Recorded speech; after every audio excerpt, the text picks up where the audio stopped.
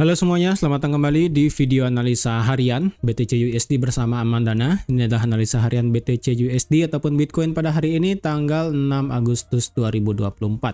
Seperti biasa, jika kalian semua suka dengan videonya, jangan lupa like dulu videonya, subscribe bagi yang belum subscribe, hidupkan lonceng dan di-share ke yang lain. Oke, jadi seperti yang saya ada bilang kemarin, kalau kalian ada ingin ambil posisi buy, silahkan. Yang terutama dari sekitaran harga 53.000 sampai di 50.000 ya, yang dimana ini adalah weekly dari zona area demand-nya. Yang dimana kalau kalian ada ingin buy silahkan, yang dimana kalau saya pribadi nggak mau nge-buy karena market kemarin ya kan, seperti yang sudah saya bilang juga, market itu masih risk off, ini juga masih clear banget turunnya, jadi belum bisa. Jadi yang saya takutkan kemarin itu adalah kalau market terus bisa melanjutkan penurunannya 50.000 lewat, dia bisa langsung menuju ke weekly demand selanjutnya yang ada di 1618 di harga 43.000. Itu sih saya worst case-nya, makanya saya nggak ada mau ambil buy juga di Bitcoin kemarin.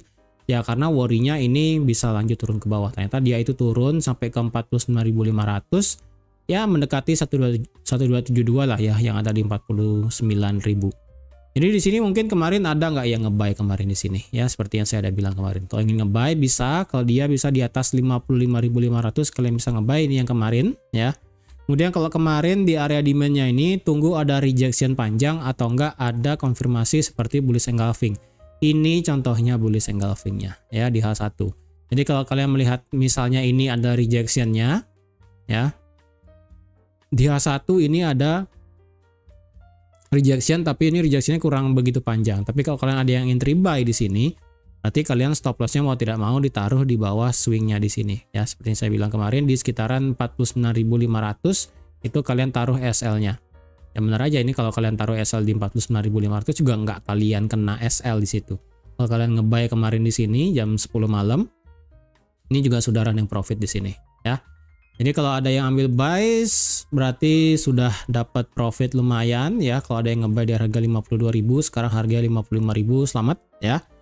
Dan SL bisa ditaruh ke BEP atau bisa ditaruh di 53.000 SL-nya dan amankan profitnya. Oke, ingat ya, ini jadi ada kemarin saya ada lihat di beberapa TikTok itu, ini ekonomi dunia belum resesi.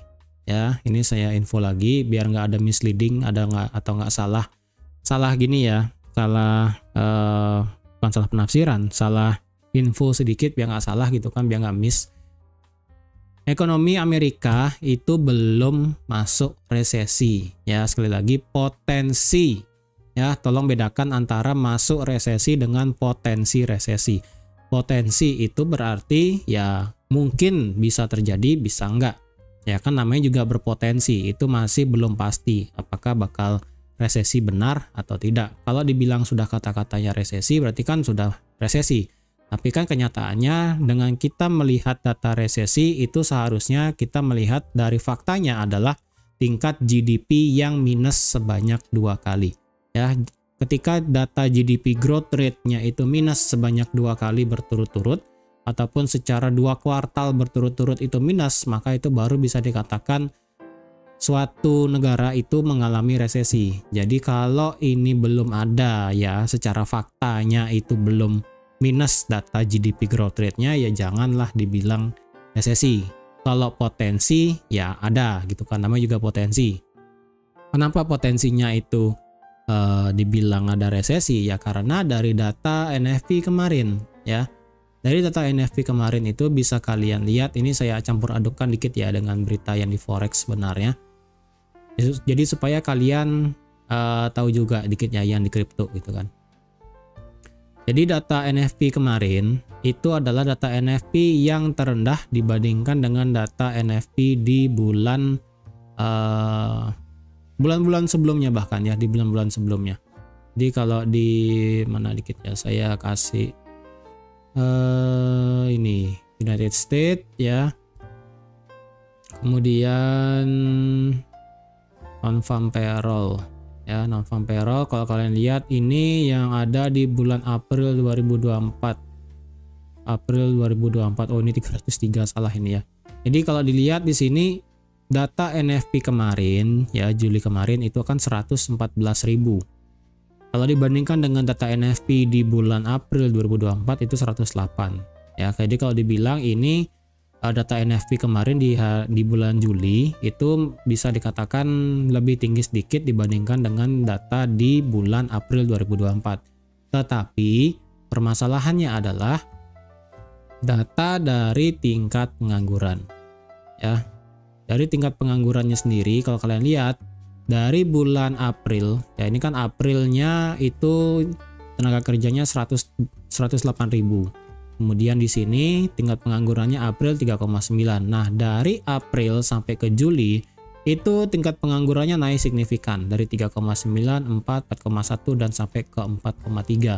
Dan dari segi tingkat jumlah orang yang bekerja dari 108 lompat ke 216, kemudian 179 dan 114. Jadi bisa dibilang secara 3 bulan berturut-turut ya. Jadi bulan April ini kita bisa skip. Jadi dari bulan Mei, Juni, Juli itu tingkat pekerjanya turun dan itu dibarengi juga tingkat penganggurannya yang naik. Nah, jadi dengan adanya jumlah lapangan pekerjaan ataupun jumlah jumlah orang yang bekerja itu semakin sedikit, dengan juga tingkat pengangguran yang naik, dengan suku bunga The Fed sekarang masih 5,5, itu sebenarnya suku bunga itu menyakiti perekonomian yang ada di Amerika itu sendiri. Makanya dibilang potensinya resesi pada saat NFP kemarin. Ya, itu hal yang pertama, potensi resesi yang ada di Amerika. Lalu yang kedua adalah kenapa ini marketnya mengalami sell off gila-gilaan, termasuk Bitcoin gila-gilaan. Ini saya tidak menyangkut pautkan dengan berita Bitcoin misalnya kayak suatu negara menjual Bitcoin ataupun wallet dari pausnya itu ada ngejual, itu saya nggak dapat ya.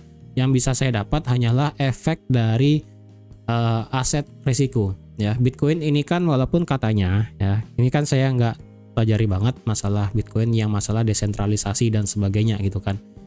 Yang saya hanya tahu ini Bitcoin adalah aset yang beresiko. Titik. Itu pokoknya. Dia bukan aset safe haven, dia adalah aset beresiko. Jadi kemarin kenapa juga ini drop ya? Karena ada yang namanya dari sektor yang beresiko yang lain ya, sektor saham itu adalah yang ada di Jepang ya. Jadi kalau kalian lihat Nikkei itu ya, ataupun kayak istilahnya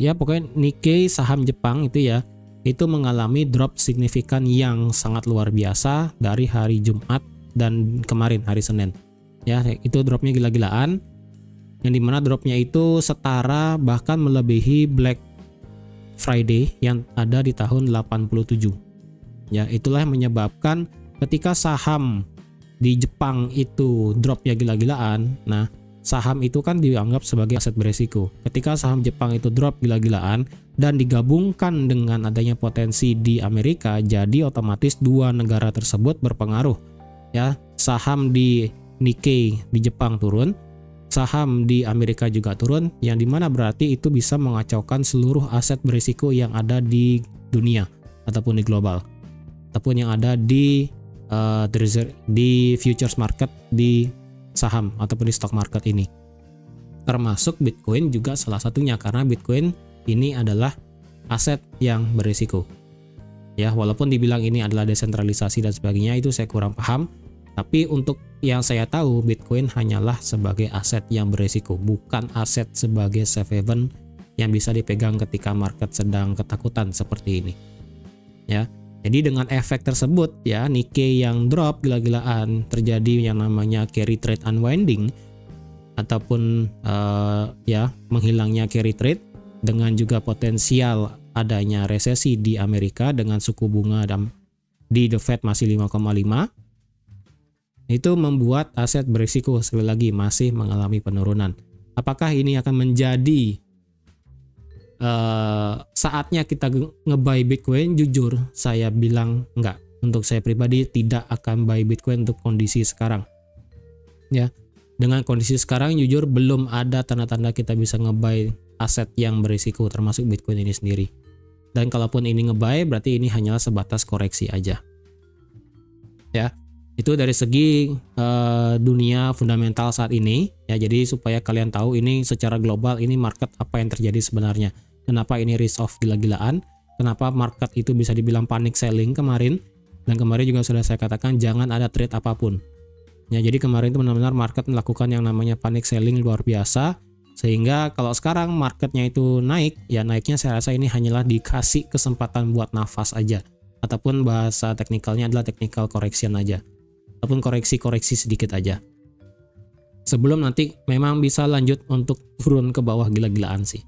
Ya, itu secara fundamentalnya sedikit supaya kalian tahu what happen gitu kan. Supaya kalian tidak miss dari berita-berita yang ada, yang saya juga lihat di media sosial gitu kan. Supaya kalian tahu, itu intinya. Ya, tapi kalau kalian tanya lagi ini kripto dari segi wallet dan penjualan dan sebagainya, itu jujur saya kurang paham. Ya, jadi kalau secara global yang bisa saya kasih tahu adalah seperti itu. Tapi kalau khusus dari kriptonya sendiri, saya mohon maaf tidak bisa kasih tahu ya, karena ya saya pribadi bukannya pelit buat ngasih tahu. Jadi saya jujur kurang paham dari fundamental kriptonya itu sendiri ya. Kalau spesifik banget itu saya tidak bisa, kurang lebih tepatnya. Jadi daripada saya salah kasih, lebih baik saya bilang nggak bisa aja. Tapi kalau secara global yang kayak terjadi sekarang itu bisa saya kasih fundamentalnya ya. Oke, untuk sekarang, nah ini seperti yang saya bilang kemarin ya, ketika marketnya drop, kalau dia ngedrop kena 1272 dan terjadi rejection seperti ini, nanti kalian bisa ngebuy. Ini beneran kejadian loh ya, turun kemudian di sekarang naik. Jadi ingat ya, sekarang of course ini marketnya sudah yang namanya membuat lower low. Sekali lagi, apakah ini 1272 ini sudah bisa dikategorikan kena? Ya tergantung ya, apakah ini sudah selesai turunnya atau belum. Ya, kalau memang ini turunnya sudah selesai, ya udah kita tinggal tarik aja Fibo-nya untuk dicari peluang sell yang terbaik. Ya, kita tarik Fibo dari sini. Ini misalnya kalau sudah selesai ya. Ini kalau misalnya ini low-nya sudah selesai, tidak ada penurunan lagi dalam 1 minggu inilah at least ya. Kalau 1 minggu ini kita nggak ada penurunan di bawah 50.000 lagi, kemungkinan kita bisa tarik Fibo dari sini sampai sini untuk mencari retracement-nya sampai mana. Ya, kalian bisa lihat di sini 61,8 sampai 78,6 ini adalah area supply-nya dan ini adalah resistance become support dan support become resistance lagi yang ada di sekitaran harga 63.000 sampai 65.000. Dan ingat ya, ini kalau ketika naiknya hanyalah sebatas koreksi karena market sudah membuat yang namanya new lower low, yang dimana berarti bearish continuation akan terjadi ya. Jadi kalau memang ini adalah 49.577 adalah low terakhirnya dan beberapa hari kemudian kita bisa melihat retracement, ini Fibo yang bisa kalian pakai nanti ya, dari swing yang ada di tanggal 29 Juli sampai kena di tanggal 5 Agustus kemarin. Jadi dilihat 61,8 ada di 62.000 dan 78,6 ada di 65.500 yang sebesar ini, dan dimana ini juga adalah area supply-nya di sini yang sudah saya buat kotak kemarin ya. Itu. Kenapa bisa saya katakan kalau ini bisa nge-sell parah juga nanti kelanjutannya, walaupun ini apa namanya belum pasti ya, belum pasti ini marketnya bakal lanjut turun atau enggak. Yang penting ini secara weekly demand-nya sudah lewat. Ya, ini demand sudah di break ya. Ini kalian bisa lihat demand ini sudah di break. Jadi kalau kalian ngelihat ini sebagai fair value gap juga yang ada di weekly ya, ini fair value gap juga sudah diambil. Fair value gap diambil itu sudah sebanyak setengah dari fair value gapnya. Weekly sudah hilang demandnya dan fair value gapnya sudah diisi setengahnya.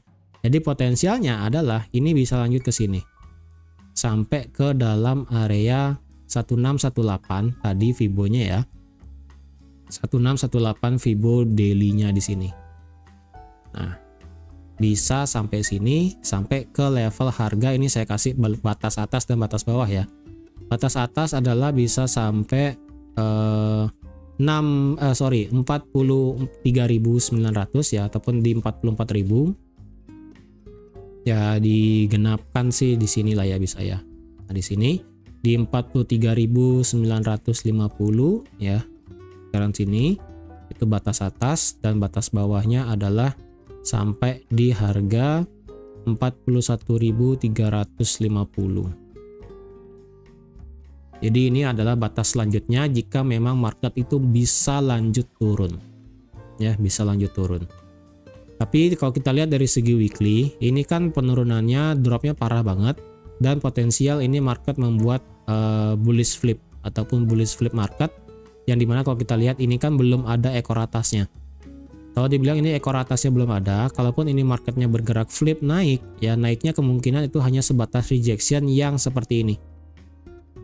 Ya, kemungkinan minggu ini jika memang ini adalah market sudah mulai tenang, tidak ada yang namanya panic selling lagi, kemungkinan akan membuat candle weekly yang seperti di tanggal 29 April. Seperti ini, panjang ekor di bawah, kemudian dia lanjut naik sedikit untuk membuat ekor atas, dan di minggu depan baru candle merah lagi. Kemungkinan akan seperti ini ya skenarionya, yang seperti di tanggal 29 April dan di tanggal 6 Mei. Seperti itu kira-kira, karena ini kan lagi sedikit, ini market candlenya kan flip bullish ini soalnya, tinggal memerlukan lagi sekitar 4,6% ke atas. Ya, dari segi daily ini kalau kita lihat ini memang seperti air terjun ya, ini udah nggak ada obat ini air terjunnya. Ya, ini air terjunnya udah gila-gilaan. Terus untuk area-areanya masih sama ya, ini untuk area kalian nge-sell bisa di 59.000 dan di sekitaran 60.000. Terus kalau gitu dengan kondisi market sudah akan naik, bisa nggak nge-buy sekarang? Ya kalau dilihat ini H4 kan ini ditutup lagi 38 menit ya. Dan ini dari segi H4 harganya juga sudah close di atas resisten 54.500. Ya. 54.550 secara H4 ya, walaupun H1 yang saya inginkan adalah di sini. Ya. H4 sih di sini ya, H4 di sini. Jadi kalau kalian mau combine pun it's okay, nggak masalah. H4 di sini, H1 di H1 itu saya pakai di 55.500 sekali lagi ya. 55.500. Jadi masih sama ya. H1 di sini saya menginginkan harga itu kalau bisa break di atas 55.500. Ini lagi sedikit sekali breaknya ya kan. Ini lagi sedikit break. Jadi jika memang ini marketnya mau break ke atas ya, dengan kondisi ini marketnya mau bullish naik koreksinya ya, potensialnya ini marketnya bisa lanjut naik. Kalau dilihat dari H1 stokastik ini sudah flat di angka 89 dan 88, which is good ya kan. H4 sudah mulai crossing ke atas, jadi kemungkinan kita bisa melihat koreksi untuk di Bitcoin untuk saat ini. Kalau gitu kita boleh nge-buy, saya rasa bisa. Karena kalau dilihat di sini kita ada satu area demand baru yang potensial tercipta di sini ya. Di sini potensial tercipta ada demand baru. Jadi kalau kalian ada ingin ambil posisi buy nanti ya. Jadi ada dua posisi, di sini tidak bisa saya kategorikan sebagai area demand. Kenapa? Karena ini adalah pembuatan low yang ada dari sini. Ya. Ini kan harganya dari turun, naik, langsung turun ya kan. Turun sampai sini. Turun, naik, turun, ceritanya naik sedikit, kemudian turun, ya, kemudian ini naik. Jadi ini tidak bisa saya kategorikan sebagai area demand yang bagus. Kenapa? Karena ini orisinilnya di sini, ya, orisinilnya di sini. Lalu kenapa di sini bisa saya kategorikan sebagai area demandnya di sini? Nah, karena market itu datang dari sini, naik, turun, naik, ya. Ini high terakhir dan ini high-nya di sini sudah di break, ya. Maka di sini kalau dilihat ini adalah resistance become support juga, dan di sini ada satu area demand-nya. Ya, jadi kalau kalian ngelihat supply demand itu ngelihat juga market itu datangnya dari mana? Apakah dari atas atau dari bawah? Ya. Jadi kalau kalian ada ingin ambil posisi buy, saya rasa untuk hari ini bisa dengan kondisi market dengan kondisi ya, bisa nge-buy bisa kalau misalnya tidak ada kejadian panic selling lagi. Ya, saya rasa sih untuk saat ini ya mungkin sudah cooling down sedikit sih saya rasa ya. Saya rasa sih ini market saya rasa sudah mulai cooling down sedikit, tidak terlalu parah lagi kayak kemarin, tapi siapa tahu. Ya ini kan masih market Asia. Nanti kalau market Eropa dan juga market New York seperti apa? Ya kalau mereka melanjutkan selling pressure-nya ke bawah ya udah. Ya berarti kalau kalian ingin ambil posisi buy bisa tunggu ini harga turun sedikit ke 54.800 atau enggak ke 54.500, nanti kalian bisa nge-buy maksimal sampai ke sampai ke 58.000 atau sampai maksimal 59.000. Tidak ada nego ya, antara 58 atau 59. Jadi kalau misalnya kalian mau nge-buy di sini, stop lossnya di mana? Stop lossnya di bawah swing ini, ya. Jadi stop lossnya di sini berarti di sekitaran 52.400 atau di sekitaran 52.300 dengan target sampai di 58.000 atau sampai 59.000 max, ya. Maxnya 59.000, jadi jangan dinego lagi sampai 60.000, jangan, ya. Cukup ambil 58 pun kalian bisa lihat risiko rasionya itu 1,5. Kalau 59 itu 1,9, sudah bagus.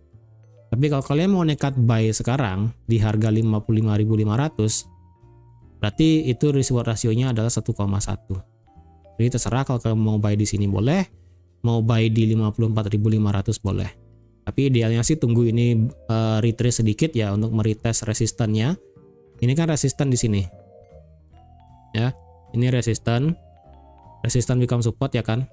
Ini resisten become support. Jadi idealnya sih dia market turun dulu, retest sedikit, nanti baru bisa nge-buy dengan target sampai 59.000 maksimal. Tapi kalau tidak ada penurunan, yang ada market tuh malah terus terlanjur naik, ya udah, jangan paksa buat nge-buy. Kalau di sini di sekitaran 59.000 bisa nge-sell nggak? Bisa. Karena di sekitaran 59.000 sampai 60.500 itu adalah dua area yang bisa kalian pakai untuk sell. Ya. Selama ada konfirmasinya nanti di sekitaran 59.000 atau enggak di 60.000, ya berarti intinya dari 59.000 sampai 60.500 itu adalah range area kalian bisa nge-sell. Tunggu konfirmasinya di mana, bisa di 59.000 atau mungkin di 60.000 atau mungkin di 60.500, di sini kalian bisa nge-sell. Dengan stop loss ya kecil aja, ya. Stop lossnya kecil aja. Kalau misalnya nge-sell di 60.500, di sana baru ketemu konfirmasi, baru SL-nya di 61.400. Tapi kalau misalnya ketemu konfirmasinya di 59.000, berarti SL-nya di sekitaran 59.700. Kecil-kecil aja untuk nge-sell, SL-nya itu kecil-kecil aja, ya. Nggak usah terlalu lebar. Tergantung kalian nemu konfirmasinya di mana, ya. Kalau misalnya ketemunya di 60.000, ya berarti SL-nya taruh di atas 61.300 di sini, ya. Karena kecenderungannya kalau dia ketemu di 60.000, kemungkinan harga bisa naik sedikit, ya, naik sedikit untuk menjemput supply yang ada di H4 di sini sebelum nanti marketnya bisa bergerak turun. Turunin sampai mana? Ya, turun paling logis adalah sampai ke 56.000 dulu, ya, 56.000. Ini pun penurunan sudah banyak, ya. Tapi untuk maksimal, ya, maksimal adalah sampai ke 50.000 lagi. Tapi untuk logisnya adalah sampai ke 56.000 aja. Nggak usah lah. Kalau kalian cukup 56.000, it's okay, nggak masalah. Tapi kalau kalian mau tahan sampai ujung-ujungnya jauh banget, ya sampai 50.000 sampai 43.000 tadi bisa. Serah lah ya sampai mana. Gitu. Oke. Jadi saya rasa sekian dulu untuk analisa Bitcoin pada hari ini. Jadi ingat ya, apa yang terjadi pada market beberapa hari ke belakang itu benar-benar karena global, ya, bukan hanya dari kriptonya aja. Dan semoga penyampaian saya barusan di awal video bisa memberikan makna yang berarti, ya, supaya kalian tidak misleading juga dalam hal menerima informasi yang terjadi di dunia global saat ini, ya. Jadi sekian dulu untuk analisa Bitcoin pada hari ini. Terima kasih sudah menonton video sampai habis. Terima kasih juga sudah like, share, dan subscribe seperti biasa. Dan sampai jumpa lagi di analisa harian BTC USD selanjutnya. Bye-bye.